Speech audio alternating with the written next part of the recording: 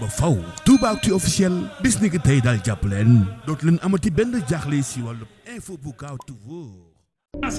Pape Malick Dour ak équipe am ñooy financé gars yi defar gaal yi ñooy jënd gaal yi parce que gaal yi bu demee du ñëwaat dañuy jënd gaal yi gaal benn ñu ne ko benn gaal si 1 million la mu jël 1 million 500 jox borom gaal gi transport ñu fa war a dugg ba gaal gi na fees dell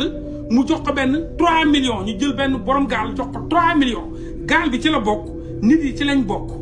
ba kooku nangu jël leen jox leen jour xool ne leen mardi damay dem ñu wax ko renseignements généraux ñu dugg ci koñ yi ne mardi day dem gaal day am mardi gaal day am mardi bouche à oreille gaal day am mardi gaal renseignements généraux yi bouche à oreille gaal day am mardi ban heure 8 heures ku yeex ñàkk gaal day am mardi booy yi dem foofu jóg seen sac au dos dem fa gratuitement kenn ci ñoom fay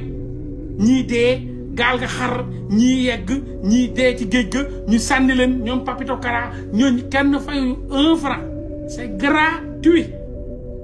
financé par le gouvernement sénégalais financé par le gouvernement sénégalais Pape Malick Dour et son ministère ñooy financé gaal yi borom gaal bi ñu jox ko 3 millions wala 4 millions gratuitement ñu yóbbu gaay ñu vidé jeunesse bi nga xam dañoo nar a voté contre ñoom la ñuy jël